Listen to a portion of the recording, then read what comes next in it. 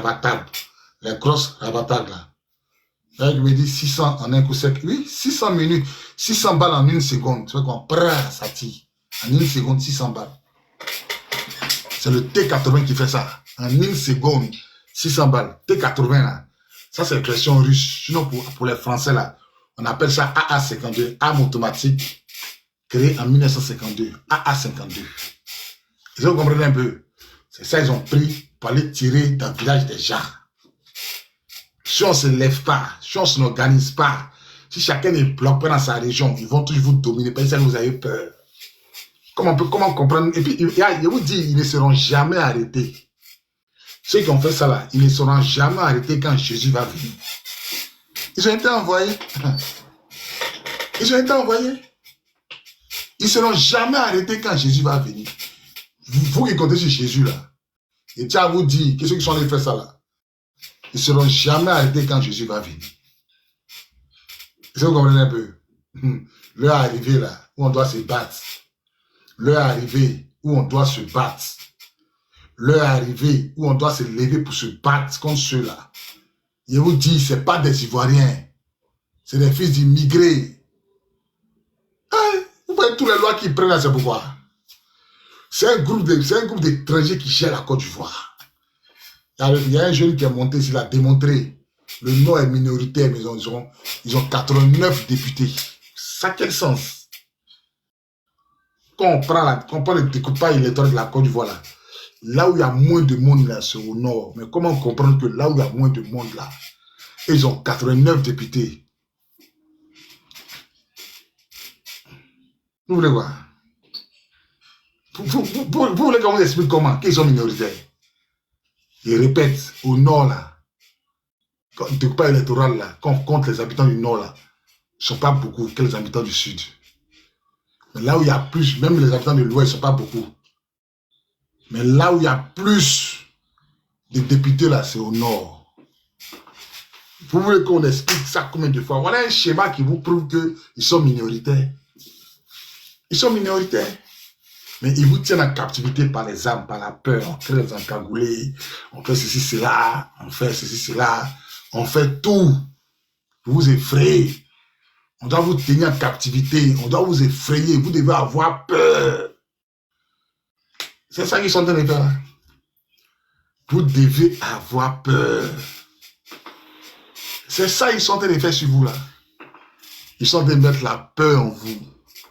On attaque vos villages, on égorge les gens, on prend tête de l'île, on prend vous tuer par l'an. Tout ça là pour que vous voyez, pour que vous puissiez avoir peur. C'est ça. C'est psychologique qui travaille votre subconscient. Il crée la peur. C'est pourquoi, quand le président Gbagbo sort, il dit marchez là, vous sortez pour marcher ou bien. Ah. Mais quand il dit marche n'est pas autorisé là, est-ce que vous pouvez sortir? Vous ne pouvez pas sortir. Ils ont déjà mis dans votre tête qu'on vous jarre.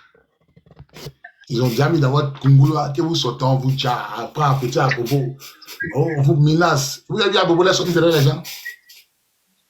Est-ce que vous avez vu dans la marche là, Abobo est sorti pour défendre quelqu'un? Abobo même se cherche. Mon maman n'a même pas investi, il allait casser Abobo. Abobo là même se cherche. Vous avez vu quel bon Ivoirien, un Ivoirien du Nord qui s'est levé pour aller attaquer son frère Ivoirien. Vous avez vu ça où? Dans la marche là, vous avez vu quel Ivoirien, un bon Ivoirien du Nord qui s'est levé à un bois pour aller attaquer son frère Ivoirien. Vous avez vu ça où? Vous avez vu où? Les Ivoiriens du Nord ont compris. Les Ivoiriens du Nord ont compris. Les Ivoiriens du Nord, là, ils ont compris. Eux-mêmes, ils se cherchent. Vous avez vu quel Ivoirien du Nord? Vous avez vu quel Ivoirien du Nord, là, s'est levé pour aller attaquer quelqu'un? Vous avez vu ça où? Même les fils d'immigrés qui lançaient les Dagbashi, là, eh bien, ils ont attaqué qui? C'est parce qu'on se lève, on ne sort pas comme il faut qu'ils font ça. Regardez les baoulés. Tellement les baoulés sont levés, ils ont mis coup-feu. Coup-feu, depuis Ouattara est président, c'est la première fois qu'il y a coup-feu en Côte d'Ivoire. Tellement les baoulés se sont levés. Coup-feu est sorti là-bas. Mais Yopougon, ça dort. Chez les BT même là, vous avez peur. Pourtant, c'est là-bas, chez vous, ils sont beaucoup. Nayo là, c'est chez les BT, c'est vers Soubre là-bas. Vous les BT là, c'est vous-même qui avait donné place aux fils d'immigrés, que tout le monde en Côte d'Ivoire, là, où il y a beaucoup de fils d'immigrés, ça s'est répété. À cause des ventes de terrain, à cause des ventes de forêt pour aller danser polier dans le funérail. Voilà ce que vous avez créé. Voilà ce que vous avez créé. Anderson, ouvre ton micro, tu as la parole.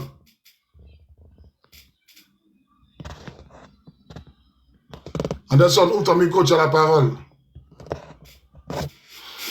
Anderson, ouvre ton micro, tu as la parole. Ouais. Bonsoir, commandant. Bonsoir.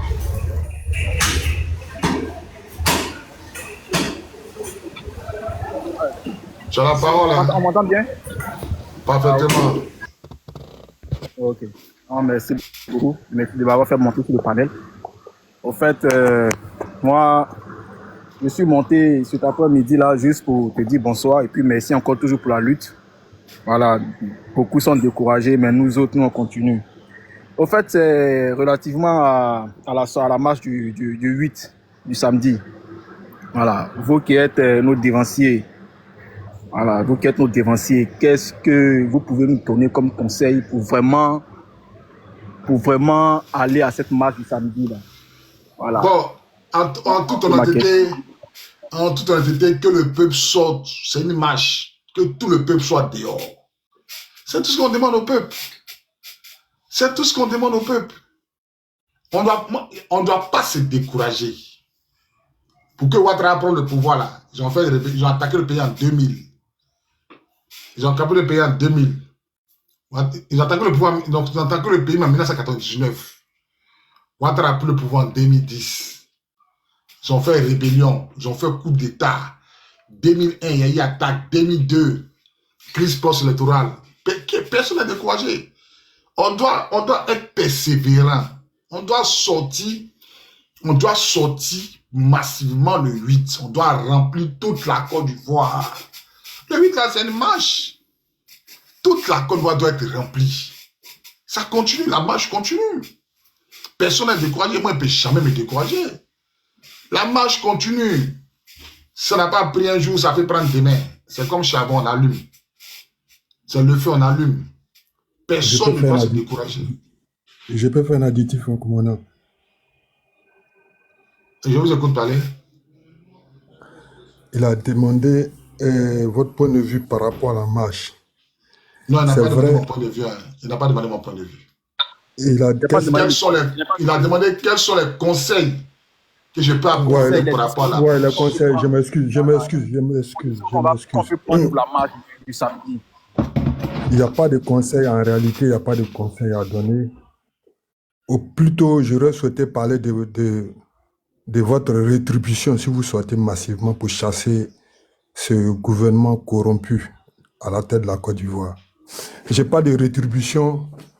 Si vous l'avez fait, la rétribution, c'est-à-dire ce que vous allez avoir en retour. En retour, vous aurez accès à votre liberté. En retour, il va nous prendre peut-être un temps de 1 année comme ça pour pouvoir instaurer en Côte d'Ivoire, comme on dit en France ici, le social à chaque Ivoirien. Ça, c'est l'une des plus grandes rétributions que vous aurez si vous arrivez à chasser ce groupe de vampires à la tête de notre nation. Ça, c'est votre rétribution que vous aurez à la jeunesse ivoirienne. Pensez à ça, pensez à votre rétribution. C'est vrai, même si vous n'avez pas de rétribution, en tant que patriote, vous êtes dans l'obligation de sortir. Et vous êtes forcé de sortir. Parce que nous avons tous d'eau à la lagune et à la mer. Moi, personnellement, je ne sais pas nager. Ce qui fait que je ne veux pas trop parler, c'est parce que je ne suis pas sur le terrain. En réalité, je suis monté pour demander au commandant de me confirmer son numéro de téléphone batarisé que j'ai ici pour qu'on puisse communiquer peut-être le samedi qui arrive. Est-ce que je peux donner le numéro, mon commandant, pour que vous confirmez votre numéro batarisé? Vas-y, c'est le 0033 6 17 67 25 43, c'est exact. Ça, c'est mon numéro, Djanjo. Voilà, merci. Est-ce que je peux vous joindre sur ce numéro-là, s'il vous plaît? Affirmatif. Merci. Donc, le samedi, on va prendre le temps d'échanger un peu. Pour le samedi, si vous voulez sortir, sortez, vous êtes dans l'obligation de sortir. Je demande ça à la jeunesse de Côte d'Ivoire. Sortez. Mais parallèlement à votre sortie du samedi, nous sommes obligés de concocter, sinon de préparer quelque chose d'autre à côté qu'on ne va pas énumérer ici. Voilà, donc je vais être un peu bref. Je vais essayer de descendre et puis de vous encourager encore, mon commandant. Vous avez fait un travail vraiment formidable. Faites-le. Normalement, tous ceux qui montent sur le panel, ils ne devaient pas monter pour venir et relater les faits. Les gens ont fait ceci, les gens ont fait ça. Ils devaient venir normalement pour pointer et puis dire qu'ils sont prêts pour le combat. Parce que c'est une histoire de survie. Nous sommes dans une guerre. C'est la guerre. Les gens nous ont déclaré la guerre depuis 2002. Personnellement, j'ai essayé de faire un effort pour fermer la bouche, pour voir un peu comment les gens vont se comporter et comment les gens vont gérer cette crise-là.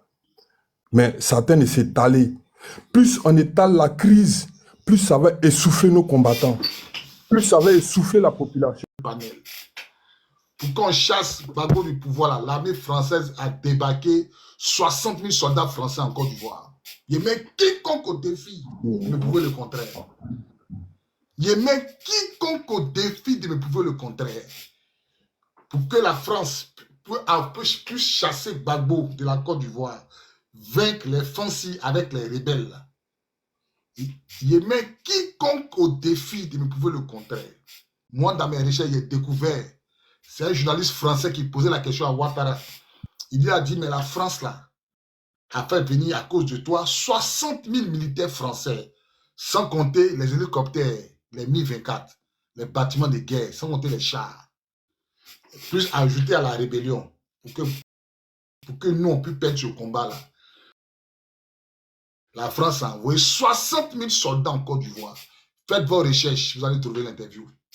C'est un journaliste français qui posait la question à Ouattara. Il dit, voilà ce que la France a dépensé pour que toi tu deviennes président. Voilà. Il dit, ah non, mais c'est la faute à Gbagbo, il ne voulait pas laisser le pouvoir.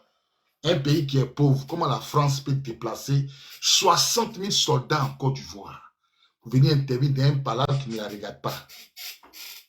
Est-ce que vous comprenez? La Côte d'Ivoire est riche, on est immensement riche. On a découvert le gisement baleine tout récemment. Mais l'élection est finie, non? Ils ont eu combien de milliards à Ouattara? 400 milliards. Lui, l'équipe me donne. Ça, la Côte d'Ivoire, on donne. Mais vous ne voyez pas tout ça là.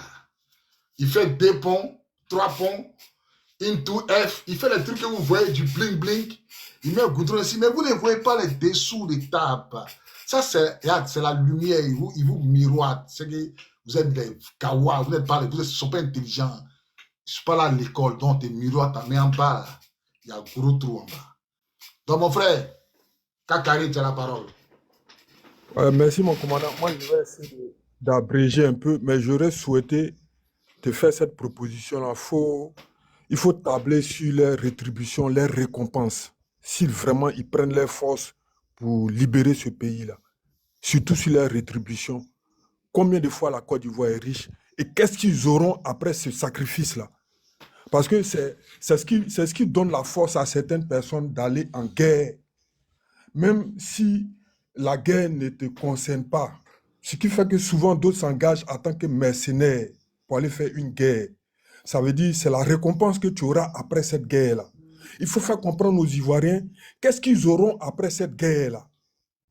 1, ils auront libéré leur pays. 2, ils ne seront jamais apatrides. 3, ils auront appris comment gérer leur pays. 4, ils auront plus ou moins une vie décente parce que la Côte d'Ivoire, comme le commandant vient de le dire, est encore plus riche que le Qatar. Donc, c'est-à-dire que vous êtes capable de vivre encore une vie. Tu sais que quand on a dit ça, il n'y a rien qui ne connaît pas, non? Tu sais qu'il y a des Ivoiriens qui ne connaissent pas que la Côte d'Ivoire est riche que le Qatar, il n'y a rien qui ne connaît pas.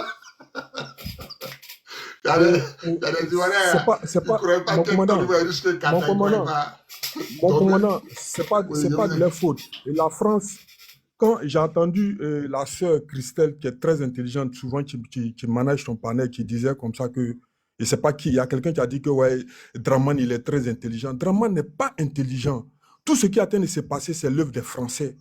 Les C'est tout. Français sont comme une puce Autour de sur lui. la Côte d'Ivoire. Ils l'ont encadré, c'est tout. Draman n'est Voilà. pas Et intelligent. tout ce qui se passe, Draman ne décide rien. Il a un cercle de, ils ne contrôlent rien. décideurs, Même ces gars qui de sont autour de lui ne sont pas conseillers. assez intelligents pour contrer, ni pour réfléchir, pour avoir ces opérations-là. Il faut dire aux Ivoiriens, il faut les faire comprendre que nous sommes en guerre contre la France. Il ne faut pas qu'on ait peur. C'est la guerre contre la France, c'est la guerre pour nous libérer du colonialisme, du néocolonialisme. C'est de ça qu'il s'agit.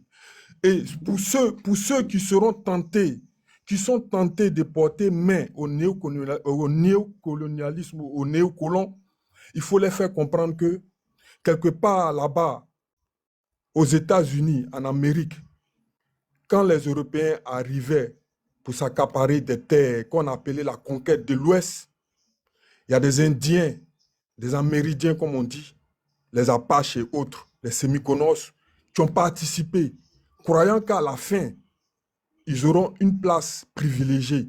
Je m'adresse aux gens comme les Makosso et ceux qui sont en train de jouer les lèche-culs. Et je m'adresse aux gens comme les Adjoumani. Et s'ils ne comprennent pas les enjeux, demandez-leur quel est le choix qu'ils font dans la vie. Parce qu'il y a un choix. Soit on choisit de vivre en tant qu'un homme libre, ou on choisit d'être esclave. Parce que c'est de ça, ce sont les enjeux que nous sommes en train de vivre en ce moment-là. Je vais demander encore une fois à la population ivoirienne à baisser vos peurs. Mourir matin, mourir le soir, c'est mourir. Même si vous voulez, allez vous mettre dans le jupon de votre maman, la mort va vous y trouver. Et ce n'est pas parce que tu vas en guerre ou bien tu cherches à libérer ton pays que tu vas mourir forcément. Il y a plein de gars qui sont allés en guerre, qui sont revenus. Un exemple, celui qui est assis en face de vous, qui est en train de vous parler. Il a fait la guerre, il est vivant, il est là. Ceux qui devaient mourir sont morts sur le champ de bataille. Et comme il le dit, c'est une fierté pour un militaire de mourir les armes à la main. Et vous aussi, vous devez avoir cette fierté-là, de mourir. Je m'excuse, je peux parler comme ça, mais ça me fait mal que je ne suis pas sur le terrain. Si moi, j'étais sur le terrain, j'étais en train de mettre du feu à des stations-service en tant qu'un commando en solo. C'est ça qui est la réalité. Et je sais qui je suis. Je vais essayer d'abréger ma communication ici. Et mon commandant, ce que je suis, on va se prendre le samedi. Je vais faire un effort. Ce n'est pas par rapport à les marches. Par rapport à les marches, on va essayer d'envoyer les prières. Moi, personnellement, je vais envoyer mes prières, communiquer avec les ancêtres pour qu'eux puissent avoir tout ce support-là. Maintenant, la balle est dans les camps. Je fais cet effort-là. Ce que nous, on peut faire à côté, on va le faire à côté. On se parle, mon commandant. Et puis, force à toi. Et force à tous ceux qui sont sur le panel. On a ça. Portez-vous bien, mon frère. Maman Elvira, vous avez la parole, la mère. Mon commandant, il n'est pas encore fini. Hein. Ah, ok. Ok. Anderson, tu as la parole. Voilà. Tu peux m'accorder au moins 3 minutes comme ça. Vraiment, merci beaucoup. Moi, j'aime beaucoup. Je suis toujours tes lives. Hein. Voilà, aujourd'hui, même si c'est pas, tu n'as pas le visage en tête, mais je suis toujours sur tes lives. Pourquoi? Parce que toutes les petites questions, tous les tarots de l'esprit, quand je dis le live, vraiment, j'ai la réponse à ces questions-là. Voilà, et ce qui est intéressant, c'est que tout à l'heure, c'est-à-dire ma vraie préoccupation, là, je viens d'avoir la réponse à ma préoccupation. Voilà. Donc, ce qui est intéressant, c'est que on n'est pas découragé. On est non, Ivoirien n'est pas découragé. Parce qu'on sait, il n'a pas besoin même, le frère qui vient de descendre, il n'a pas besoin de parler de rétribution ou autre. Nous, c'est notre pays. Mais attends, moi, quand je vois qu'on me dit non, que Libanais veut devenir maire, ou bien Libanais veut devenir telle chose, ou bien telle chose en Côte d'Ivoire, mais attends, moi, ça me fend le cœur, ça me brûle. Mais est-ce que chez eux, là, un Ivoirien peut prétendre devenir maire chez eux? Quand on dit ça, les gens disent qu'on est xénophobe. Mais c'est pas ça. Pourquoi est-ce que vous ne pouvez pas accepter dans vos pays, là, vous voulez qu'on accepte, nous, Ivoiriens, vous voulez que nous, on accepte ça. Mais c'est foutaise. Ça peut pas, si nos parents ont accepté ça, là, nous, là, on ne peut pas accepter. On ne peut pas accepter. Et c'est ça qui nous, moi, en tout cas, personnellement, c'est ça qui nous motive à pouvoir sortir pour marcher. Donc, pour le samedi, là, comme il a dit, comme vous avez dit, toute chose sera bien faite. Et puis nous, là, on va sortir, on va protester. Voilà, on sort là. On n'a pas, c'est vrai que l'homme ne peut pas dire qu'il n'a pas peur. Il y a forcément quelque chose. Parce que quand il sait que tu as sorti et puis les gens t'attendent pour te faire du mal. Ça, nous, on le sait. Et puis on le sait. Psychologiquement, on est prêt. On est préparé. Puis on sort. Parce qu'on sait qu'il y a des gens en face qui sont prêts à nous faire du mal, mais on s'en fout. On s'en fout. Vaut mieux tomber dans la rue que de rester dans nos maisons. Puis ils vont venir t'incendier dans ta propre maison. Non. Donc, on n'a plus oreille. Je vous ai déjà Voilà, dit, toi-même, tu as parlé, Libanais, vient député en Côte d'Ivoire. Pourtant, femme noire ne peut pas accoucher dans les pays. Et puis, elle ne peut pas. Ça ne choque personne. Ça ne choque personne. Et puis, tu vas voir que Libanais, là, il y a Ivoirien qui a se mettre derrière lui pour aller faire campagne. Il te dit. Ceux qui vont sur le Libanais pour aller faire campagne, là, on doit même pas parler. On doit cibler chez eux à la maison. On le prend dans la maison où il est là. Et puis, on le tcha. Toi, tu as te mettre derrière le Libanais pour aller faire campagne. Jusqu'à il y a mère Libanais, mais à Assini. C'est-à-dire que mère Libanais allait gagner mairie à Assini. Et puis, Ivoirien, ça ne les choque pas, Ivoirien. Ça ne vous choque pas. On n'a pas dit haute ethnie, Libanais. Au Liban, même femme ne peut pas accoucher au Liban. Puis ils vont te donner extrait de naissance. Moi, j'ai vu une émission où femmes accouchent là, celle où on met les bœufs là, c'est là-bas ils sont accouchés. Au Liban. Moi, je suis parti à Issia. J'ai voulu croiser, ça m'a fait tellement mal. Moi, je suis parti à Issia, j'ai acheté 4 terrains à Issia, parce que moi, j'aime bien la ville d'Issia. Et je suis arrivé à Issia, je demande le maire d'Issia. C'est un Malien. Le maire d'Issia, il est malien. Vous les pétez, si vous n'êtes pas... Il ne sait pas comment ils sont nés, quoi, les pétés là. Le maire d'Issia, c'est un Malien. Et puis vous, là, ça ne vous choque pas. Mais comment un Malien peut développer... Comment un Malien peut développer... Non, quand Ça ne choque pas. comme ça, Arrêtez de faire monter les gens qui ne font pas les micros. Comment un Malien, il est maire d'Issia, comment un Malien peut développer la ville d'Issia? Il ne sait pas. C'est quel calcul vous faites là même? C'est quel calcul que nos parents bêtés là, ils font là même? C'est quel calcul que vous faites là? Lui, il est quitté au Mali. Il est venu en Côte d'Ivoire. Celui qui a parlé pour les bêtés. Comment vous réfléchissez même? Dans vos oreilles, là, il y a l'eau, il y a caillou dedans, mais dans votre tête, là, ils ont chié dedans. Ouais. Et les gars vous donnent nassier pour boire. Ouais. Moi, il n'arrive pas à comprendre. Vous, mes parents gourous, là. Il y a un Guinéen qui veut être député à Jeune là-bas. Si jamais ça passe là, vous allez comprendre. Quand on va arriver au pays, là, vous allez comprendre. C'est quand vous faites à Jeune là, vous allez jamais oublier ça. Si jamais le cas là, tout ça passe là, vous allez comprendre. Donc, commandant, comme je disais là, ça là, on ne peut pas accepter ça. Les gars, comprenez, ce que commandant Bobby vient de dire tout à l'heure là, c'est vrai. Hein? La Côte d'Ivoire est... Bon, je ne sais pas ici, il y a tellement d'intellectuels sur le panel. Ils vont faire des recherches. La Côte d'Ivoire est 2 fois plus riche que le Qatar. Les gars, vous avez compris, non? Moi, une fois. Lui, il est venu dire 2 fois plus riche que le Qatar. Vous avez compris, non? Moi, il dit une fois. Lui, il est monté, il a dit 2 fois plus riche. Et puis, il vous dit encore, allez faire vos recherches. Moi, je me rappelle très bien, quand j'étais en 2e année de finance, comptabilité, gestion, mon professeur de lettres, il me dit, voici ce qu'il nous disait. Hein, il nous disait que vous, là, vous les étudiants de maintenant, là, vous souffrez. Vous les étudiants de Côte d'Ivoire, les élèves de Côte d'Ivoire, vous souffrez. Vous n'allez plus à l'école. Parce que nous, autant d'Oufou, on était à l'aise. Oufou, nous mettons dans les conditions. Et moi, je me rends compte que c'est normal parce qu'aujourd'hui, eux, la génération d'avant, là, parmi eux, là, il y avait plein qui sortaient des docteurs, des professeurs à l'université. Mais aujourd'hui, là, combien d'entre nous, les jeunes, sortons des docteurs, des professeurs à l'université qui pouvaient enseigner? Et aujourd'hui, même après ton Master 1, pour aller faire ton Master 2, on te demande de payer des sommes faramineuses pour pouvoir avoir accès au Master 2. Mais eux, à leur temps, là, où il faut les mettre dans les conditions, ils avaient des billets d'avion pour aller étudier en Europe. Quand ils revenaient comme s'ils revenaient bé. Imaginez-vous, regardez quelqu'un comme Francis Vaudier. Regardez quelqu'un comme lui, Francis Vaudier, Jacqueline Hobb, des crâneux. Mais vous pensez que si ces gens n'étaient pas accompagnés, là, vous pensez qu'ils allaient posséder ce quotient intellectuel-là? Non. Mais c'est parce qu'il faut les accompagner. Il y avait les moyens. Mais aujourd'hui, là, nous, on est comment? On va même dans les amphis, on va étudier. Mais on étudie quoi même? Mais imaginez-vous, malgré cet état piteux dans lequel nous sommes et puis nous étudions là, il y a parmi nous des gens qui ont la tête, qui sont intelligents. Donc imaginez-vous si nous étions dans les conditions. Imaginez-vous ce qu'on pouvait développer. Donc, il y a tout ça, les gars. La Côte d'Ivoire est 2 fois plus riche que le Qatar. Cette histoire de Côte d'Ivoire, là, c'est pas maintenant ça a commencé. Hein. Allez vous renseigner.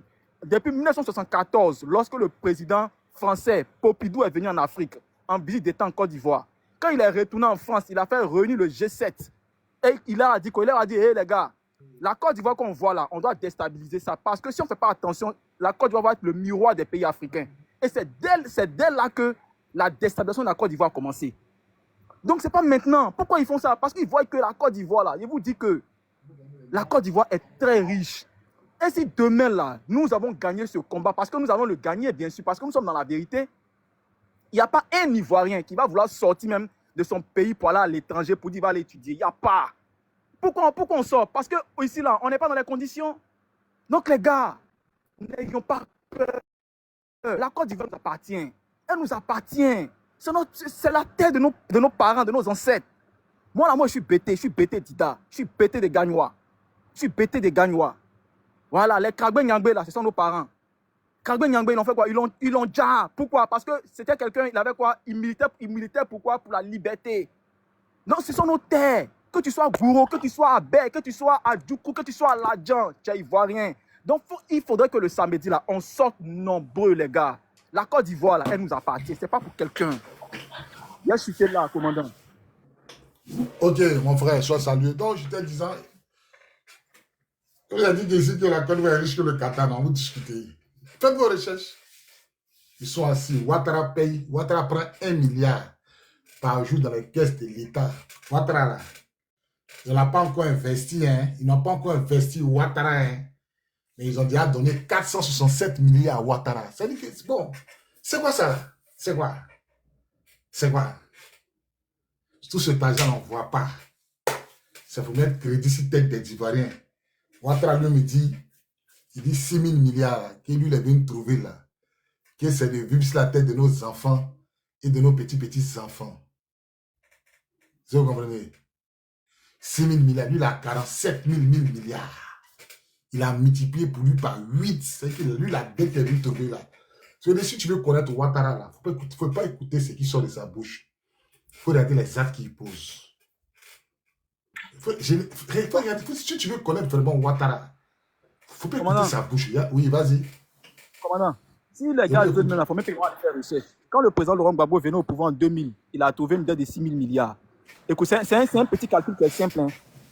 Une dette de 6 000 milliards. Et avec cette dette de 6 000 milliards, qu'est-ce qu'il a fait? Il a même épongé cette dette de 6 000 milliards. Et qu'est-ce qu'il a fait? Malgré qu'il remboursait cette dette-là, il arrivait à gérer toute la Côte d'Ivoire. C'est-à-dire, malgré même le fait que la Côte d'Ivoire encore était divisée en deux, la Côte d'Ivoire était gérée dans son intégralité. Le pays est coupé en deux. Les caisses de l'État ne sont pas réunifiées. Le président Laurent Gbagbo payait 700 milliards de crédits par an. Ouattara et ses rebelles avaient 51% du territoire ivoirien. L'eau, le courant, le nord et tous les villes qui étaient tenues en captivité par les rebelles là. Ils ne payaient pas l'eau, ils ne payaient pas le courant, ils ne payaient pas impôts, ils ne payaient pas des taxes. Toutes les sociétés là étaient dans les mains là, et ils prenaient l'argent. Avec les 49% du territoire ivoirien, le président Laurent Gbagbo arrivait à payer tous les fonctionnaires de Côte d'Ivoire sans prendre crédit avec les Blancs. Donc imaginez-vous un peu, quand on dit que la Côte d'Ivoire est 2 fois, il affirme que la Côte d'Ivoire est 2 fois plus riche que le Qatar. Imaginez-vous un peu. Si ce président Laurent Gbagbo là possédait tout l'étendue du territoire, et puis même mieux, les 45%, 40% qui détenaient là, tout le reste là, c'est-à-dire tout le nord là, c'est grâce au nord, le cacao, le café et autres là, c'est grâce à ça que les Ouattara se sont enrichis. Si je mens, commandant, tu me contredis si je mens, hein, c'est grâce à ça qu'ils se sont enrichis. Il y avait même des documentaires qui montraient même comment le cacao était vendu. On n'a même pas besoin d'aller de réfléchir. Ils n'ont qu'à regarder les classements des pays, des premiers producteurs de cacao en Côte d'Ivoire. À partir de 2002, qui est devenu premier producteur de cacao en Côte d'Ivoire? C'est le Burkina. En 2002, le pays qui est devenu premier producteur de cacao en Côte d'Ivoire dans le monde, c'était le Burkina. Est-ce que vous m'entendez? Est-ce qu'on m'entend? Oui, 5 sur 5. C'était le Burkina. Voilà, donc imaginez qu'un pays comme la Côte d'Ivoire, les gens disent Gbagbo n'a pas travaillé. Il c'est des bêtes. C'est-à-dire que quand tu veux noyer ton chien, il faut mentir sur lui, il faut dire qu'il a la rage. Gbagbo n'a pas travaillé, le pays est coupé en deux. Vous avez pris 40, ils ont pris plus de la moitié. Ils ont pris 51% du territoire ivoirien. Écoutez-moi bien, ils ont pris 51% du territoire ivoirien. C'est-à-dire qu'eux gèrent Boaké, les villes là, ils ont tout pris. Toutes les villes aux mains de la rébellion ne payaient pas les impôts. Eux, ils ne payent pas l'eau. Eux, ils ne payent pas le courant. Eux, ils ne payent rien. Pour ne pas que la SODECI et la CIE tombent, le président Laurent Gbagbo, il payait un quota des factures des villes assiégées. Gbagbo payait ça. Toutes les factures des villes assiégées, c'est Gbagbo qui payait. Il aimait quiconque au défi de me prouver le contraire. Il aimait quiconque au défi de me prouver le contraire. Toutes les villes assiégées à Boaké, c'est Gbagbo qui paye le courant de ça. Est-ce que vous pouvez comprendre dans quoi le président Gbagbo était? Est-ce que vous pouvez comprendre dans quoi le président Laurent Gbagbo était? Les rebelles consomment, mais ça lui paye le courant, ça lui paye l'eau, ça lui paye les impôts, pour ne pas que les caisses de l'État puissent tomber. Pour ne pas que les caisses de l'État, là, ça puisse tomber. Le président Laurent Gbagbo, là, il payait tout ça, là. Maintenant, le pays est réunifié en deux. Toutes les caisses sont dans la main de Ouattara. Son armée, là, est lui. Avant-hier, hier, il a pris crédit 467 milliards. Il va faire quoi avec ça? Qu'est-ce qu'il va faire avec? Il y a quel projet que lui, Ouattara, tu n'as même pas encore investi? Sur ton 4e mandat, on dit ça ne passe pas. Dès qu'ils ont donné le résultat net, il allait signer papier 467, comme si ça cache quelque chose en fait. Le gars n'est pas investi. Hein. Il faut qu'on t'investisse parce qu'à la présence, il y a un livre d'or. Quand tu es élu là, tu t'es signé dans le livre d'or puis tu prends fonction. Mais il n'est pas encore investi. Ils ont déjà donné crédit. Qu'est-ce que ça cache? Pourquoi? Qu'est-ce qui huge? Il y a un tremblement de terre en Côte d'Ivoire. Il y a quelqu'un qui... Voilà. Et puis eux tous, ils ont le même raisonnement. Regardez quelqu'un. On donne crédit à quelqu'un qui peut payer, Tu as vu comment tu es bête? Pourquoi Ouattara là, pourquoi Ouattara qui était dans l'opposition là, pourquoi on ne donnait pas crédit? C'est que tu es bête, c'est que tu n'es pas intelligent. Et puis je suis sûr que le nom Bois là, c'est pas ton nom. Mais je suis sûr que ça. Tu as vu comment tu es bête? On donne crédit à quelqu'un qui peut payer crédit. Pourquoi Ouattara là, comme Ouattara peut payer crédit? Pourquoi quand Ouattara était dans l'opposition là, pourquoi on ne donne pas crédit? Maintenant, pourquoi depuis 15 ans, Ouattara n'a pas encore payé crédit? Et puis on a 47 000 milliards là. Pourquoi? Pourquoi Ouattara peut payer crédit, on est d'accord. Maintenant, qu'est-ce qui l'empêche de payer? Et puis depuis, il prend là, il n'a pas encore payé. Et jusqu'à nous sommes à 47 000 milliards. Qu'est-ce qui l'empêche? Quand vous dites d'aller à l'école, vous ne voulez pas. Si ce n'est pas chauffeur de baka, vendeur de café noir, apprenti, et puis vous tous, vous avez la même mentalité. Le président Laurent Gbagbo, là, il est 20 fois meilleur que Draman. Il est 10 000 fois meilleur que Draman. 10 000 fois meilleur que Draman. Un vieux comme ça, Maï Army, il fait rébellion. Un vieux, le visage de la honte, la laideur, Maï Army, lui, il reconnaît que c'est mon armée, Maï Army. Un homme comme ça, Burkinabé. Maman Elvie, ouvre ton micro, tu as la parole. Maman Elvie. Bonsoir à tout le monde. Bonsoir maman, comment allez-vous? Oui, vous m'entendez? Bien, mais bonsoir maman. Oui, ça va, je suis au volant, mais c'est bon, je peux parler. Je suis le live. Ok.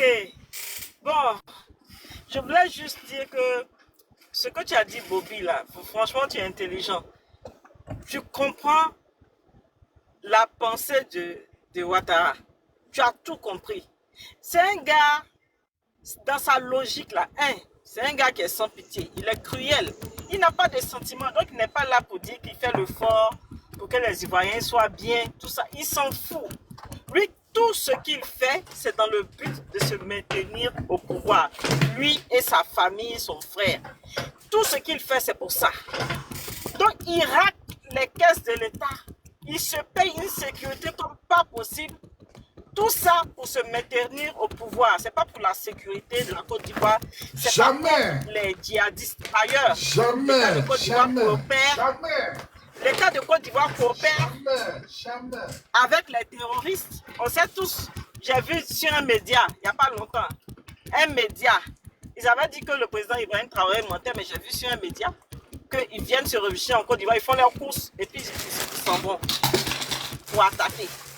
Donc le gars, sa mentalité, c'est de se maintenir au pouvoir. Et comme tu l'as dit, il a créé un système de peur. Je vous assure, un système de peur. Tu as très bien compris. Moi, j'avais compris ça depuis longtemps. Tout ce qu'ils font, oui, ils s'en vont, ils attaquent ici, ils brûlent, ils tuent quelqu'un. Tout ça, c'est pour que les gens aient peur. Et comme ça, dans cette dictature-là, quand les gens ont peur, ils se disent, bon, on va laisser faire. De toute façon, un jour, il va mourir. C'est comme ça qu'il veut que les gens réfléchissent, il veut que les gens se disent ça. Donc quand ils vont se dire, bon, de toutes les façons, un jour il va mourir, ils vont se soumettre. Alors qu'il faut aller contre cette logique-là. Quand lui, il était dans l'opposition, qu'est-ce qu'il disait? Il disait qu'il allait rendre le pays ingouvernable. Et c'est ce qu'il a fait. Ils ont divisé le pays en deux, comme tu as dit. Qu'est-ce qu'ils n'ont pas fait? Quel que soit tout ce qu'on leur propose, quand ils finissent de dire oui, ils font autre chose carrément. Et le président Laurent Gbagbo à l'époque a cédé à tous leurs caprices. Il leur a tout donné pour avoir la paix. Mais quand il faisait, moi je savais que ça là, ça n'allait jamais marcher. Parce que je comprenais, c'est un peu comme si j'étais dans son esprit, quoi, Ouattara. J'ai toujours compris sa logique et j'ai toujours dit ça. Dans le temps, les gens ont dit non, c'est pas ça. Mais le temps m'a donné raison.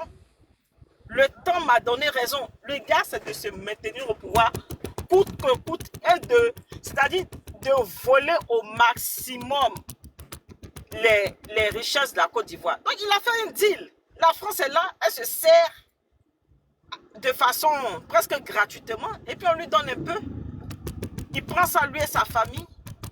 Donc c'est un vol organisé en fait, c'est un braquage national, un braquage des ressources du pays, un braquage même, une prise en otage du pays. Mais on ne va pas rester là pour dire non, c'est pas grave, ça fait rien. Si on veut regarder ça, il n'y aura pas la paix. Qu'est-ce que les gens appellent la paix même? La paix là, c'est pas de fuir ton ennemi. Hein. Si tu veux avoir la paix là, quand ton ennemi t'oppresse à un certain niveau, toi aussi il faut te révolter. Il faut te révolter. Donc quand les gens se mettent là, ils disent bon, on va prier pour la paix. On prie pour quelle paix?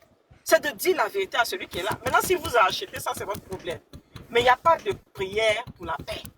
Pour avoir la paix, là, il y a des actes qu'il faut poser, point. Il y a des actes qu'il faut poser. Comment on peut comprendre que dans un pays, la justice... Et puis, actuellement, il a démontré clairement que la justice, c'est pour un clan. C'est pour un clan. C'est pour un clan. Le coupeur de tendons, il vient, il se promène, il fait ce qu'il veut, on l'applaudit. Mais ça, c'est quoi? C'est fait exprès. C'est pour créer la frustration et la douleur dans le cœur des Ivoiriens. Moi, j'ai déjà compris ça. Mais on ne va pas rester là et puis pleurer sur notre sort. Soit tu acceptes de te laisser dominer, ou alors tu te bats. Mais tu ne vas pas te plaindre et puis tu es assis là, tu regardes. Tu te bats. Moi, cette histoire de faire peur aux gens, ils font ça partout, et même dans les... Moi, je travaille dans l'administration. Hein.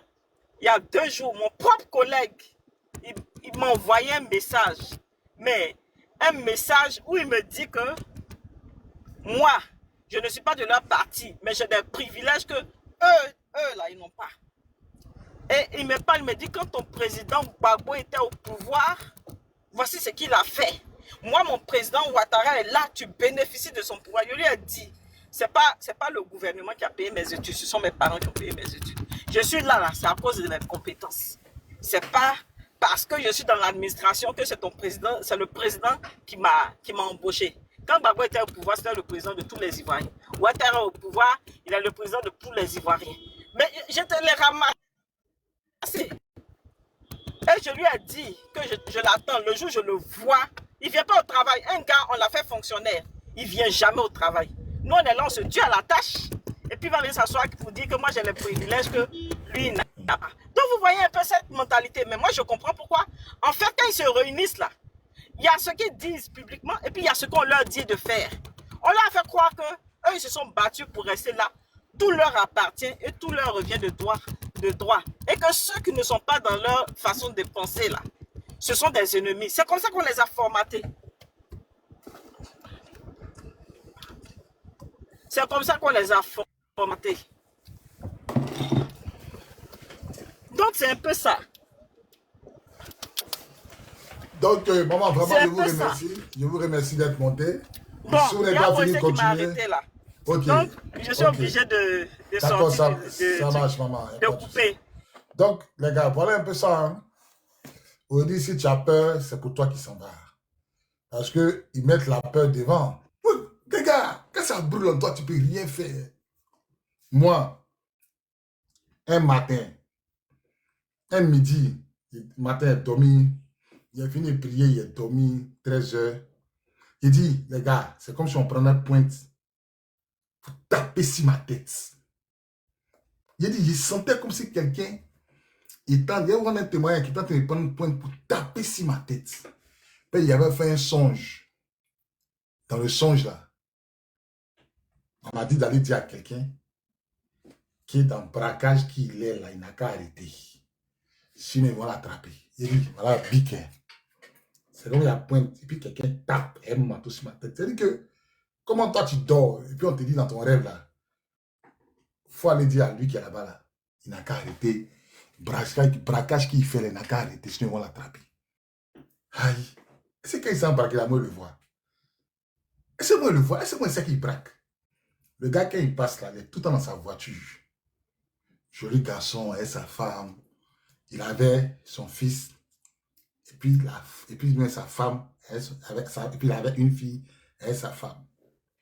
Moi, il dort dans mon rêve à 13h. On est moi dans le même quartier. Quand on se voit, ah bonjour, bonsoir, ça va. Il vient, il paye boisson, on mange, il paye chocolat, on mange. Moi, il m'a dormi, puis moi, il rêve. C'est pas la nuit, à 13h. Comme si quelqu'un qui est venu rêver là, on dit lève-toi.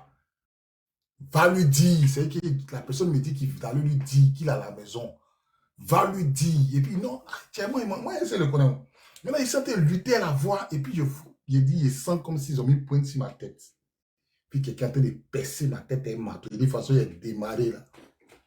Il est arrivé chez lui à 13h. Il dit, il avait mal à la tête, une forte migraine. Qui a tapé sa porte, il était assis au salon avec sa femme. Sa fille était sur le pied de sa femme, ils étaient assis au canapé. Sa femme était dans le canapé. Il était torse nu, il avait porté short blanc. Il avait sa télécommande, il jouait la musique, puis il avait un ballon. Il ne sait pas si il devait le prendre à côté. Ouais, moi c'est là. Et il a dit, mon frère, excuse-moi. Hein. Je te dis quelque chose. Il dormait bien de me réveiller. On m'a envoyé de venir te parler, toi là. Il dit, à quoi? Pour parler. Il a dit, moi, je ne sais pas ce que tu fais. Mais il dormait dans mon rêve là. Il y a quelqu'un qui m'a dit, viens te dire, braquage là, il faut arrêter ce que tu fais là. Il a dit, on m'a envoyé de venir te dire que braquage que tu fais là. Il lui a dit ça devant sa femme. Non, ne fais pas ça. Hein. Non, faut arrêter ça. Mais c'est quoi tu me dis, quand il finit de dire, quand il a donné la parole là, la migraine a disparu. Il dit, l'oppression a disparu sur ma tête. Ça lui me coucher à la maison. Et un mois après, on l'a attrapé pour braquage, condamné à 20 ans de prison. Condamné à 20 ans de prison. C'est que sa femme là, si elle voit le live là, si elle écoute un jour, elle s'est rappelée. Elle le trouvait chez lui à la maison. Il était assis en short blanc, sa femme était sur le canapé. Puis il lui a dit ça. Il a pris 20 ans de prison. C'était sur Ouattara. 20 ans. Même là, je me rappelle. Il sait que comme il n'est pas mort là, il sait qu'il est là, il écoute les lives. 20 ans. C'est pour vous dire que Dieu là, c'est la persévérance plus la patience. Peut te donner une révélation aujourd'hui. On dit, va dire à quelqu'un, ça peut ne pas s'accomplir, ou toi tu l'espères dans le temps où tu l'espères là. Mais tôt ou tard, ça va s'accomplir. Puis je vous ai dit en entrée de live, pour qu'une pour qu'une province s'accomplisse, il faut que toi-même là, tu participes. On lui a dit d'arrêter de braquer, sinon il va en prison. Non? Il a continué à braquer, donc lui, il a contribué à l'accomplissement de la prophétie. Quand une parole sort là, quand ça vient de Dieu là, tu vas monter, tu vas descendre, ça s'accomplit. Jésus a dit à Pierre, avant que le coq ne chante, tu me régneras 3 fois. Bon, c'est Jésus qui parle, hein? Il dit avant que le coq ne chante, toi là, tu vas me régner 3 fois. Mais si on dit, tu es tangato, comment? Tu as régné Jésus 1 fois. Bon, tu as régné, on peut dire 1 fois, tu avais oublié. Tu as régné 2 fois. 2 fois, toi, tu ne te rappelles pas quand tu as... Toi, tu ne te rappelles pas. Jusqu'à 3 fois. Quand il finit de régner 3 fois, là, c'est là il se souvient qu'on lui avait déjà dit ça. Ah, première fois, tu t'es pas rappelé. Deuxième fois, tu t'es pas rappelé. Troisième fois, c'est pour vous dire, quand quelque chose vient de la part de Dieu, là, on n'a qu'à monter, on n'a qu'à descendre. Ça trouve accomplissement. Ouattara, là, il va dégager. Ne vous fatiguez pas, il va dégager. Quelqu'un qui n'est même pas investi, on lui donne 467 milliards. C'est pourquoi on ne t'a même pas investi. Tu n'as même pas encore signé dans le livre d'or de la République de Côte d'Ivoire. Qui t'a appelé ici? Quoi ici fatigué? Qui t'a appelé? Vous avez fait réunion pendant combien d'années? Le père, il est déjà bloqué. Il a déjà envoyé son âme en enfer. Jette son âme en enfer là-bas, ce maudit là. Donc les gars, nous sommes dans un combat. Il a peur d'aller à la CPI, le drame, le Dramanistan. La seule chose Draman redoute là, c'est d'aller à la CPI. Élection infinie, on conteste. CDAO dit élection apaisée. On donne 467 milliards à Draman. Attends, c'est pourquoi? Qu'est-ce qui urge? Il y a quelle urgence? Voilà, Jamaïque, il y a une catastrophe là-bas. Avec donner l'argent à la Côte d'Ivoire, il y a quelle urgence en Côte d'Ivoire pour qu'on puisse donner un crédit après les élections, une semaine après les élections? Ça veut dire ils savent ce qu'ils font avec Draman. C'est les pions, c'est les jouets. Draman est comme une poupée dans les mains, il le manipule pour qu'il pille, il vende la Côte d'Ivoire. Donc, chaque Ivoirien, apprêtez-vous massivement. On va sortir le 8. Sortez massivement le 8. Que tous les Ivoiriens aient pris des paix de justice. Tous ceux qui veulent voir Draman dégager de notre pays, de notre belle Côte d'Ivoire, sortez massivement. N'ayez pas peur. Sortez massivement. Et ne vous découragez pas. C'est au 237. Hein. C'est chez les Camerounais. C'est qui était au Mali, au Niger. C'est venu au Burkina. Ça tourne. Il reste Côte d'Ivoire. Si Paul Biya s'en va, Draman sera le dernier dictateur de l'Afrique. Ils sont 2 actuellement là. Il y a Draman et puis il y a Paul Biya. L'ambassade de Côte d'Ivoire au Cameroun a été brûlée. Parce que quand Draman a apporté son soutien à Paul Biya, ils ont brûlé l'ambassade de Côte d'Ivoire au Cameroun. Si Paul Biya s'en va, il va rester Draman, le dernier dictateur de la Côte d'Ivoire. Ce serait Draman. Donc il a peur de la CPI. Tout ce que Draman fait là, ce n'est pas autre chose. Hein. C'est pour éviter la CPI. Tout ce que Draman fait là, ce n'est pas autre chose. Je vous dis la vérité. C'est pour éviter la CPI. Tant qu'il est président, il est dans l'argent. Est-ce qu'il a vu son gawa? Il mouille les babes, retardé. Et puis, ceux qui pensent que Draman va mourir là, vous vous fatiguez. Hein? Draman ne mourra pas. Draman sera humilié. Draman ne va pas mourir maintenant. Hein? Moi, il refuse qu'il meure. Draman ne mourra pas. Draman ne mourra pas. Draman sera humilié. Tous ceux qui disent non, il va mourir, les vieux, c'est faux. Voilà Paul Biya. C'est quand les Camerounais n'ont pas dit, oh, il va mourir bientôt. Laissez-le faire. Laissez-le. Il va mourir bientôt. Jusqu'aujourd'hui, Paul Biya, là, il a quel âge? Il a 93 ans. Il a 93 ans. Paul Biya a 93 ans. Et puis, il veut avoir 100 ans au pouvoir. Dieu ne va pas permettre que Draman meure. Allez, ça dans votre tête. Non, Draman va mourir. Dieu ne va pas permettre ça. Draman doit être humilié. Ce que Draman a fait vivre à Gbagbo, Draman doit revivre ça. Moi, c'est la vision que Dieu m'a montrée. La vision que Dieu m'a montrée. Les mêmes que Draman a utilisé pour enlever Gbagbo au pouvoir, c'est les mêmes là que Dieu va utiliser pour enlever au pouvoir. Qui vivra, verra. Qui vivra, verra. Qui vivra, verra. Les mêmes que Draman a utilisé pour enlever Gbagbo au pouvoir, c'est les mêmes là qui vont se retourner contre Draman. Qui vivra, verra. Allons seulement, que le peuple pousse. Que le peuple pousse. Que le peuple pousse. Le peuple n'a qu'à pousser seulement. C'est tout ce qu'on vous demande. Le peuple n'a qu'à pousser seulement. Vous allez voir ce qui va se passer. Pourquoi on vous empêche de pousser? Pourquoi vous envoie les RPG dans vos villages, les T-14, les armes de guerre? Pourquoi? Pourquoi on fait ça? Quand un petit village à boire, Benoît s'est levé, ils ont envoyé chars à Benoît. Benoît s'est levé, ils ont envoyé des chars à Benoît. Benoît petit là, ils ont envoyé des chars de guerre, 1024 à survoler Benoît. Pourquoi? Ils ont commencé à dire les gens, tirer dans partout les gens à bout portant. Tout ça, on appelle dans ça en termes militaires de la dissuasion. Tout ça, c'est de la dissuasion. C'est pour ne pas que vous vous levez. On vous fait peur. Tu es là, on va te dire, on veut fermer ta bouche. Celui qui va comprendre, qui va se lever pour son pays, il aura tout gagné. Nous devons briser le joug que Draman a mis sur nous. Nous devons briser ce joug-là. Nous devons briser le joug de Draman. Maman Blandine, vous avez la parole. Je suis un peu occupé là, donc il faut passer la parole à quelqu'un d'autre. Vous me comprenez un peu? Nous devons briser le joug. Ma fille Christelle, tu as la parole, est-ce que tu veux dire quelque chose? Oui, le père, je voulais compléter déjà ce que le frère qui avait parlé du Qatar. Effectivement, on n'est pas 2 fois riche que le Qatar, on est 1000 fois riche que le Qatar. Parce que le Qatar, c'est une terre désertique en fait. Ils ont que le pétrole.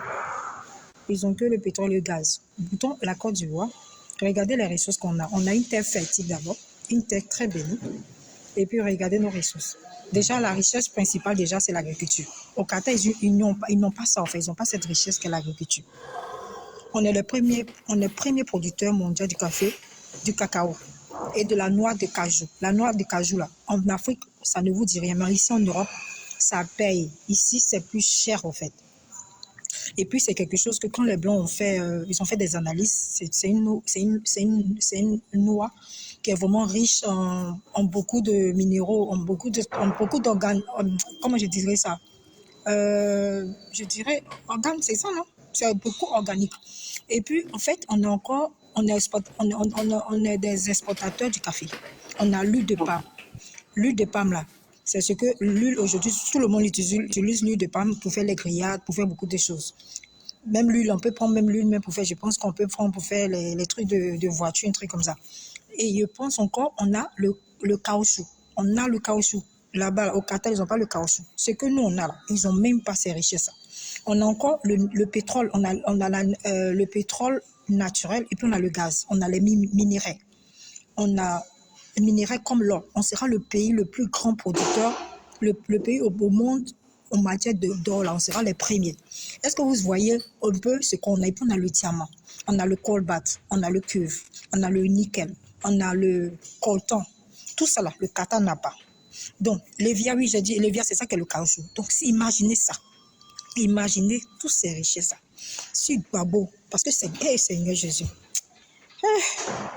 Mais c'est pas grave, c'est pas grave. On va se relever. Sur ce, moi, je dirais quoi? Les stratégies, ben quoi, on dit, on ne dit pas ici. Moi, je dirais qu'on sort tous le 8. Il ne faudrait pas qu'on se converge. Si tu as Yopougon, on fait bloc à Yopougon. Si tu as Makori, on fait bloc à Makori. Si tu as Koumonsi, on fait bloc à Koumonsi. Tu as Pobwe, bloc à Pobwe. Donc, tous ces militaires, on va voir comment ils vont faire. C'est ce qu'on doit faire. Toi, tu dis qu'on se fatigue, là, ta mère, d'abord, il te bloque. Non, laisse-moi, il a jeté son corps, là. Il a déjà jeté son corps, même, ma fille. Merci, le père. Allez, je dis que quoi? On est tellement... C'est vrai que je suis Ouattara, là. C'est vrai que les gens illettrés comme ça, là. Et des femmes de grâce. Je te dis, papa. Comme ça qui suivent drama là. Non, j'ai bloqué. C'est pour dire que. Son gars est droit. Son gars est immigré. C'est là, comme ça elles sont. Hein. Elles ont des gars immigrés. C'est pour ça qu'ils ne sont pas fatigués. C'est comme ça elles sont. Belles femmes comme ça. Là. Et puis, vous savez, on a toutes ces choses-là. Bye, have a good night, see tomorrow. On a tout ça. Vous voyez, nous, on travaille. Malgré que je travaille, je suis en train de parler dans le live. Ça veut dire que tellement Dieu nous bénit là. Quand nos parents, nous les Ivoiriens, quand nos parents nous ont mis à l'école, malgré qu'on vient en Europe, là, on va à l'école. Mais vous là, vous venez pour souffrir. C'est ça le problème. La différence entre vous et puis nous là. Nous, on a cerveau. Vous là, vous avez le cerveau de moineau. C'est-à-dire qu'un oiseau qui ne réfléchit même pas. Déjà, en plus de cela, écoutez encore, qu'est-ce qu'on a en Côte d'Ivoire? On a le coton en plus. Au nord, là, c'est le plus grand producteur de coton. On a la banane, on a l'ananas. Imaginez tout ça. On est plus riche, 1000 milliards de fois riche que le Qatar. Imagine qu'on est un bon gouverneur. Là. Mais attendez, le Qatar, c'est par rapport au pétrole qu'ils ont envoyé des investisseurs comme les Chinois pour construire les pays. Mais si nous, on exploite tout ça, est-ce que nous, on ne peut pas devenir Qatar plus que cela? Est-ce qu'on ne peut pas être paradis? Est-ce qu'on ne peut pas être ce paradis sur terre? Qu'est-ce qui est impossible? Amis camarades, quand on parle ici, là, vous pensez que nous, on est fiers d'être en Europe? Moi, ici, j'ai un bon travail. D'abord, je travaille, on me paye tellement bien. Je vis dans mon aise. Mais on veut en venir en Côte d'Ivoire pour développer ça. Regardez en Afrique, vous êtes obligé d'aller à l'école pour apprendre, l'informatique par rapport à utiliser le computer, l'ordinateur. Vous êtes obligé d'aller à l'école pour apprendre le marketing. Ici, là, c'est sur l'État. Attends, moi, je ne suis pas partie à l'école pour ça ici. C'est-à-dire que dès que j'ai commencé à travailler, on m'a fait un stage. Donc, quand on me fait le stage, on m'apprend qu'est-ce que je dois faire. Imagine que vous êtes encore à l'état primitif en Afrique. C'est-à-dire qu'on doit payer l'école pour ça. Ici, on ne paye pas. Tout cela, quand on vous parle d'Amman Ouattara Alassane, c'est un maudit. La plus grande malédiction. Mais lui, là, il sera attrapé comme Samuel Doué. Il va pisser sur lui. Ce qu'on a dit là, ça va se passer. Nous, là, on n'est pas pressé. Le Dieu qu'on adore, il s'appelle Jésus-Christ de Nazareth. Il est lent en colère, mais un bon beauté. Ça va se passer. Et tout le monde, c'est-à-dire que tous les médias seront braqués sur la Côte d'Ivoire, comme aujourd'hui là, ils sont braqués. On vous interdit de marcher parce qu'ils savent que si on marche, ça pour qu'on est contre ce mandat-là. Qu'est-ce que vous ne comprenez pas? Arrêtez que les analphabètes vous font le lavage de cerveau pour vous faire croire que ne sortez pas, ne sortez pas. Il dit, il ne croit pas. Lui là, c'est qui ça encore? Quand vous écrivez français, là, et sachez écrire le français parce que quand vous écrivez, on a du mal à lire au fait. Il n'y a plus de clôture. Il ne va plus sauter clôture. Il n'y a plus de clôture, il ne va pas sauter clôture, il ne va plus sauter. Nous là, on va venir et on va développer notre pays. Tu vois le vieux père Bobby là, d'abord dans la mer, il est calé. Quelqu'un comme ça, on peut le mettre général, parce qu'il a mouillé maillot. Et puis moi, j'ai dit quoi, le nouveau gouvernement qui avait, vous voyez, IB, il n'a même pas combien d'années, il n'a même pas 40 ans, mais il est président. Il agit dans sa matière grise pour développer son pays. Ça veut dire que non, la relève là, c'est nous la jeunesse. Et puis ce pays là, ça va nous revenir de qui de droit. Tous les Maliens, les Guinéens, qui avaient au nom de votre patrie, là, vous allez répartir. C'est pourquoi vous, là, vous êtes apatride. Apatride, vous avez où aller. Nous, on n'a pas où aller. 2025, là, Dramane ne va pas faire Père Noël. C'est-à-dire que Noël, là, comme Guy Robert, 1999, le 25 décembre, là, ou bien je sais pas, c'est le 24, ça va se passer en Côte d'Ivoire. Dramane va lire l'heure comme ça. Et toute la nation va sortir. Mais moi, je dirais que soyez sereins, amis, camarades, frères ivoiriens. Le pays nous appelle. Et puis la victoire. Il y a un Français qui oui, a dit 5 étoiles. Il dit toi-même tu vas des enfants aussi. Bon, on ne sait pas. Quand il veut l'écrire là. Champion, quand vous voulez écrire là, écrivez en français pour qu'on puisse lire. Il y a un gars qui écrit. Il écrit toi-même tu vas des enfants aussi. Bon, champion, quand tu écris ça là, tu veux que nous on va comprendre quoi? Nous, on n'est pas en France. Moi, je ne suis pas en France. Je suis dans un pays très organisé. Je suis en Angleterre. Et puis, c'est mes papiers. Ma maman, là, elle a galéré pour avoir. Elle peut m'a donné. Il y a passeport bleu, il y a ça. Le maudit. Attends, il a bloqué votre âme même. Il a bloqué le maudit là, même pour déposer même. Il faut jeter leur corps, ceux-là. Maman, tranquille, je le fais maintenant même. Bon, champion, si tu ne sais pas écrire, il faut faire vocal. Non, papa, il y a des toi, papa. Toi, on va te mettre général. Tu sais que les gens pensent que c'est amusement. Ici, là, sur un panel, tout ce qu'on fait ici, là. Le fruit va payer. Le père Bobby, il connaît l'armée. Ce sont les personnes qu'on doit placer au sein de l'armée pour contrôler l'armée. C'est de ça qu'il s'agit. Faut faire vocal, pardon. Faut faire vocal. Et puis, ce qui est écœurant, papa, ce qui est écœurant, regarde Yassimi, la fille d'Onien, là. Le protocole, je pense que comment on les appelle ceux-là encore du voyage, ça va qu'on donne les gens qui aiment suivre les gens, on dit, comment on les appelle ceux-là même? Le repéro là. Onien, sa fille dit carrément que les Syriens et les Libanais sont les bienvenus en Côte d'Ivoire. Yasmine Onien là, elle dit les Syriens et les Libanais sont les bienvenus. Vous pensez que ça là, quand on écoute ça comme ça, si on a lâché le pays 2025, elle est un côté syrien. Elle est un côté syrien. Mais oui, mais qui dit syrien? Mais ce sont des bâtards. Si tu vois les gens parler comme ça, là, si tu vois qu'elle défend ceux-là, elle sait pourquoi. Elle se reconnaît. On dit c'est une arménienne. On dit elle est un côté arménien. Elle est Non, le père arménienne. Bobby, moi, je t'ai dit, moi, le père Bobby, toi, le père Bobby, il t'a déjà donné ta bénédiction. Tu seras général. Tu dois former les petits djongolo, les petits incervelés qui vont rentrer dans l'armée, là. On doit te placer dans l'armée parce que toi, tu as le cran. On a besoin des gens. Si Ibrahim Traoré, il est devenu président, il est au devant de l'armée, pourquoi tu ne dois pas te mettre? C'est de ça qu'il s'agit. Nous, on va lutter pour ça. C'est-à-dire que ton bon travail, tu vas payer le fruit, là, tu vas récolter, t'inquiète pas. Tous les nyangolo qui sont cachés en bas, là, vous n'aurez pas de récompense. Aujourd'hui, à ceux qui sont un peu mouillés maillot ici, là, ceux qui auront la récompense. Avec Good Night City, c'est de ça qu'il s'agit. Donc, sur ceux-là, moi, je fais mon micro pour dire. Leur maman était arménienne. Voilà ce qu'elle disait. Quand vous les voyez défendre, on dit sa maman était arménienne. Parce que vous pensez qu'elle fait. Parce que vous, il a dit l'homme là, quand tu écoutes l'homme, tu vois qu'il défend. Tu vas savoir que. Vous pouvez même gouverner avec qui même on dirait qu'il ne gouvernait pas avec les Ivoiriens. Mais à l'époque, les Ivoiriens n'étaient pas beaucoup en fait. Les Ivoiriens n'étaient pas beaucoup. Les Ivoiriens, on n'était pas beaucoup. On dirait qu'il avait peur des Ivoiriens, mais on dirait qu'il avait peur. Le vieux, il nous a amené aussi la merde. Hein? Maman, tu as la parole. Hein? Maman Elise, vous avez la parole. D'accord, merci beaucoup. Bonsoir, bonsoir. En tout cas, je tenais à te remercier pour le combat. Oui, des gens comme Bobby, nos frères comme ça. C'est mon fils, hein, parce que Bobby, c'est Ama et Dida. Il est mon frère en même temps, mon fils. Tu vois, on est fiers de nos frères. On est fiers de ces Ivoiriens-là. Il n'y a pas... C'est-à-dire que ce n'est pas les gens... Tu ne vas pas voir à temps normal un Ivoirien aller danser comme Kofi Olomide avec les bouteilles dans la Côte d'Ivoire, notre pays. Parce que l'ennemi ne rentre pas comme ça dans un pays. L'ennemi ne rentre pas comme ça dans une famille. Cette histoire, notre histoire, là, ça nous a permis de connaître comment les Ivoiriens, certains Ivoiriens sont vraiment des avortons. Comment certains Ivoiriens étaient assoiffés d'argent jusqu'à livrer leur propre pays aux imposteurs, aux sanguinaires, aux francs-maçonniques. C'est-à-dire que les Ivoiriens là, c'est-à-dire nous on arrive vers la fin, non? C'est vers la fin là on commence à les connaître. Ils sont déjà identifiés. Maintenant, je suis venu là pour dire à tous les Ivoiriens de ne pas se décourager. Il faut qu'on se lève. Le président Laurent Gbagbo a envoyé Maman Nadi Gbagbo l'autre jour là. Elle a sillonné un peu les villages. On a vu des sataniques là qui sont partis là-bas pour pleurer à elle, les femmes, à elle, les larmes de crocodile, façon. Mais on n'est pas, les Ivoiriens ne sont pas dupes. Les Ivoiriens ne sont pas bêtes. Vous voyez, même un Ivoirien, même à sa naissance, déjà, il est déjà né gamé même. Il est déjà né intelligent. Nous sommes un peuple digne. Une terre bénie de Dieu. Jusqu'à même, il y a des gens, même, si vous voyez que Draman avait honte de son pays, il avait honte qu'on appelle même un Burkinabé. Voilà aujourd'hui, quand il a quitté le Burkina, c'est lui qui représentait le malheur de ce pays-là.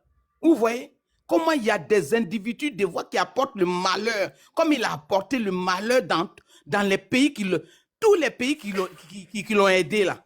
C'est-à-dire que la France, tout ça là, tous ces pays-là tombent. Tous ces pays-là tombent. Remarquez bien, hein, tous ces pays-là tombent dans la pauvreté. Maman Elise, oui. Maman Elise, c'est un oiseau de mauvais augure. Voilà. C'est un oiseau de mauvais augure. C'est-à-dire que c'est un porte-malheur. C'est un porte-malheur. Il était au Burkina, un beau pays comme ça. Il avait souillé ce pays depuis sa naissance. Il ne sait pas pourquoi, où il est né, pourquoi on ne l'a pas avorté. Qui l'a mis au monde, on ne sait pas. Il a carrément renié son peuple, son propre pays. Et ça fait qu'il y a beaucoup de Burkinabés qui sont venus dans notre pays, qu'on a nourris. Parce que la Côte d'Ivoire est une terre bénie. Il a commencé à embobiner pour les envoyer pour aller attaquer Ibrahim, mais il ne peut pas. Il faut que vous sachiez, vous les Burkinabés, qui venez d'arriver dans notre pays, qui donnent les armes pour aller attaquer le Burkina, là, vous n'allez pas y arriver. Parce qu'aujourd'hui, là, le monde africain a compris. J'ai dit, frères et sœurs, lèvons-nous le 8 novembre, là. Il ne faut même pas que quelqu'un reste à la maison. Ceux qui vous font peur, là, c'est parce qu'ils ont peur. S'ils n'avaient pas peur, là, si le gars même, il avait sauté clôture, vous avez déjà oublié. Nous, là, on ne se bat pas avec cet homme-là. C'est-à-dire qu'il a été armé par le gouvernement français pour attaquer le peuple ivoirien. C'est vrai. On a perdu nos frères. Mais si on a l'âme pour nos frères, qui ne sont pas là aujourd'hui, nous allons nous battre jusqu'à récupérer notre pays. Et on va le récupérer. Hein. Est-ce que vous avez une fois vu le président Laurent Gbagbo? Ça dit quelqu'un là, une fois vaincu dans quoi que ce soit? Je vous dis, le président Laurent Gbagbo, il est parti jusqu'à La Haye. Et il a vaincu ce monde satanique là-bas. Il les a battus. Et il continue de les battre. Sarkozy, même si c'est une prison dorée ou quoi, ils ont cassé les casseroles sur sa tête toute une nuit, il n'a pas dormi. Vous avez vu comment? Maintenant, les agents, il a même les choses, comment on les appelle? Les gardes-corps. Les gardes-corps, là, eux-mêmes, ils viennent en prison. Quelqu'un qui n'a pas commis un crime, tu es en prison parce que tu gardes Sarkozy. J'ai dit, frères ivoiriens, lèvons-nous le 8 novembre, là, comme un seul homme. N'ayons pas peur. Nous sommes déjà, on n'est pas loin de la victoire. Vous voyez comment tous ces petits moineaux qui viennent sur nos panels là, c'est parce qu'ils ont peur. Ils ont dit qu'ils ont eu, non, le braquage électoral qu'il y a eu là. Eux-mêmes, ils n'ont même pas honte. Une élection, on donne les résultats à la veille, alors que le monsieur même là, il n'a même pas encore voté. Le monde voit ça, mais parce que c'est des gens qui ont soif. Les gens envient tellement notre petit pays là, qu'on voit tous les dragons là. Je vous mets en garant. C'est-à-dire que les étrangers qui viennent dans notre pays, qui s'associent avec, dans la poubelle de l'histoire, comme, comme les mamans, des choses, Yves, maman et Yves là, madame et Yves, parce que c'est une maman, donc voilà. Maman, faut pas l'appeler maman ici, maman, faut pas faire ça. Voilà. Une maman là, on peut pas dire les gens dans son village, comme avec pas on dire appelle rien. Yves, Simone, plus avec les petits KKB autour, le président Laurent Gbagbo nous avait déjà prévenu que les petits cailloux que vous voyez là, je les ai contournés, mais il aura plein de cailloux. C'est ce qu'on découvre. On a tout découvert, chers Ivoiriens.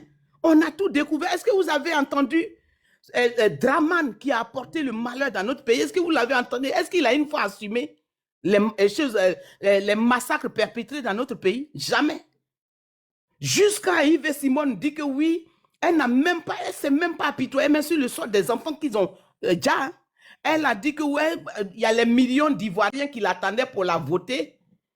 Ils ne sont pas venus parce que l'opposition a été méchante. Vous voyez? Mais on n'est pas bête, on les laisse d'abord. On va récupérer notre pays. Ces gens-là, on va les amener jusqu'à La Haye. Ils seront jugés dans notre pays même. Mais Ivoiriens, lèvons-nous. Le 8 novembre, lèvons-nous. Le président Laurent Gbagbo a dit que ce n'est pas fini, mes enfants. Il a dit ce n'est pas fini. Notre soeur Nadi Gbagbo, Madame Nadi Gbagbo, notre maman, notre petite maman, elle a dit ça il n'y a pas longtemps. Écoutez bien, quand elle parle, ça se réalise. Notre pays, là, on va récupérer ça. Bientôt, là, tous les prisonniers vont sortir. Tous ceux et celles qui ont participé au génocide en Côte d'Ivoire, tous les Ivoiriens, les avortons, ceux qui sont assoiffés d'argent, qui ont vendu leur cul, qui ont vendu leur âme pour suivre les étrangers qui ont endeuillé notre pays, là, ceux-là, ils vont payer pour ce qu'ils ont fait. Ils vont déjà payer. Et ils sont en train de... Est-ce qu'ils arrivent à dormir? Tous les faux pasteurs, tous les gens qui ont menti là, qui se sont enrichis dans le dos des pauvres personnes pour accuser même Eli Pada, pour dire que oui, c'est un faux prophète, alors que c'est lui, l'homme de Dieu. Parce que tu ne peux pas être dans un pays, tu ne peux pas dire que tu es de ce pays-là, et puis voir les étrangers piétiner ton peuple, et puis tu vas parler comme ça. Il n'y a plus de bons imams en Côte d'Ivoire, il n'y a plus de bons prophètes, même bons pasteurs même là-bas. Ceux qui sont les vrais pasteurs, on les chasse. On les poursuit, on veut les tuer, même les Eli Pada là. Vous vous rendez compte? Donc les Ivoiriens, lèvons-nous. Ne restons pas assis, hein. Ne restons même pas assis parce que notre terre là est visée par des pauvres. L'Occident est pauvre. Notre terre là, c'est une terre bénie. C'est ce que tout à l'heure... Maman Elise, faut mentionner quelque chose. Parce que j'ai compris maintenant en Côte d'Ivoire, oui. Les Burkinabés, nos frères Burkinabés, ils ne sont pas ingérés. Tu verras les commentaires là. C'est que des Guinéens puis les Maliens. Quand vous regardez, vous lisez les noms là, c'est eux qui vont venir inciter, ouais, ceux qui vont venir à l'insurrection. Mais je pense que quand le pays sera balayé, on va commencer par eux. Ils vont repartir en Guinée parce que déjà les Guinéens, leur président même là, il est France-Afrique. Oui, ils vont oui. repartir là quand le pays, ils ont besoin du développement. Donc on va commencer par eux. Ils vont Tu partir. as vu, il y a quelqu'un, il s'appelle, il regarde son nom, Issou Oh mon Diabaté. Dieu, Vous voyez les Maliens. ça se trouve, il est Ce au sont milieu des eux. bœufs. Non, la Côte Ceux-là, ils d'Ivoire, vont pas à vraiment, l'école. on va En faire un pleine classe, on ratissage. venait les chercher pour aller surveiller les bœufs. Oh non, nous-mêmes, on est foutus. Et puis, tu vois d'autres même, tu vois, quand ils te parlent là même, on dirait quelqu'un qui est au milieu, dans une forêt là-bas. Et puis, il te parle, toi-même, tu dis, mais c'est qui ça même? Oui, ma mère est ivoirienne, ma mère est tant. Et puis, c'est toujours leurs mamans qui sont tant. Nos soeurs même qui se sont déshabillées devant des abrutis comme ça pour faire des avortons, des moineaux comme ça là. C'est honteux. Hein? La prochaine fois, là, cette histoire-là nous a permis de comprendre que désormais, là, tu prends ton bon frère ivoirien et tu fais ton vrai enfant. Les autres là, les autres qui sont des avortons, qui sont assoiffés d'argent, là, des voleurs, des marmailleurs, qui se disent intellectuels ivoiriens, qui sont partis accompagner dans cette forfaiture-là. C'est dramatique, c'est sanguinaire là. Eux là, quand on fouille dedans, quand on dirait que c'est eux qui ont tué leurs parents. Franchement. Maman Elise, pardon, il faut compléter ça là. Tu as parlé de quelque chose qui est très véridique. Nos soeurs qui aiment écarter leurs jambes avec les Maliens et puis les étrangers là. Faut redire ça encore. Pardon. Les Parce gens que là, on va faire, je pense que maman, excuse-moi. Maman, excuse-moi, on va faire chaque Zulu là, à son temps, quand on a regardé le film, on mettait boire dans le cuit là. On va même boire dans le cuit. Parce qu'il faudrait ça. Parce qu'il y a d'autres même boire dans leur cuit et puis vont mourir comme ça. Dans leur petit cuisse séché là, je ne sais pas quelle pauvreté qui les a pris. Hein? Au lieu de prendre les bons Maliens qui sont chez eux là-bas, qui travaillent aux côtés d'Asmi Koïta, ils prennent les Maliens, des bizarres qui ont pris la route seuls. Non, maman, on ne prend pas malien. Maman, on prend plus. Maman, on prend plus malien ici. On dit ivoirien, on consomme ivoirien. C'est de ça qui comment tu as dit. Nos gars chocos qui sont là, tu n'as pas dit chercher quoi là-bas. On est tous chocolatés, toi aussi. Arrête ça. Quand on parle de Goussi, là, ceux-là, ils n'ont pas peur. Il y a des gens qui n'ont pas peur. Hein? Tu vas laisser ton frère, ça dit ivoirien, les gens comme les Bobby là, les gens comme les Oxymon, ça dit que les hommes, tu laisses là, tu tentes. Il y a des femmes, il y a des filles qui n'ont pas peur. Hein. Mais maman, attends, je te complète. Même regarde le style même de lui qui veut de une mère à Goïta Fla. Il porte jean, il met souliers. Ils ont aucun style. Nos frères, ils sont trop stylés, maman. On laissait Côte d'Ivoire pour aller chez eux. Ça, c'est quand j'ai mal à la tête. Malgré qu'ils volent tout dans notre pays là. Tu les vois, hein, ils grossissent mal, ils ont des gros ventres, les cuisses noires et ils font peur toujours. Et il n'y a même pas de changement. C'est quelqu'un comme ça qui va à l'hôtel avec quelqu'un. Je dis, il y a d'autres mecs qui ont envie de se suicider, quoi. J'appelle tous les Ivoiriens à se lever. Si on n'a pas envie de se retrouver dans 20 ans avec des enfants aux yeux globuleux, hein? Parce que nous, si on ne les chasse pas là, il y a d'autres qui vont faire enfant encore avec ces gens-là. Maman, Elise, faut répéter ça. Si on ne peut pas se retrouver avec les enfants aux yeux, quoi? Globuleux. Faut répéter ça, maman. Globuleux là. Ouais, ça fait peur. J'ai dit ça fait peur. Alors, maman, il faut donner ton mot de fin, pas essayer de décharger. Oui, donc le 8 novembre. Je pense que voilà, ça se couper. Le 8 novembre, il faut que vous levez tous. On va récupérer notre pays. On va accompagner le président Laurent Gbagbo au palais. On va libérer tous les prisonniers là. Et puis voilà, on ne sera pas seul. On n'est plus seul, donc n'ayez pas peur. Ça va déterminer, le 8 novembre va déterminer tout. On va arriver à la terre promise. On est déjà presque à la victoire. Je vous remercie. Ok, vraiment merci à toutes les mamans qui ont participé à cela. Merci à maman Christelle. Merci à maman Elise, maman Blandine. Voilà, je tenais à vous dire que je vais le faire en cela parce que là, ici, déchargé, je suis à 14% sur rouge pour ne pas gâter ma batterie. Donc, je tenais à vous dire que demain, je serai encore en live pour éveiller la conscience des Ivoiriens. N'oubliez pas, le 8 novembre, il y a une marche éclatée sur tout l'étendue du territoire ivoirien. Non au 4e mandat. Ce 4e mandat ne passera pas. Dieu bénisse la Côte d'Ivoire. Dieu bénisse les Ivoiriens. C'était le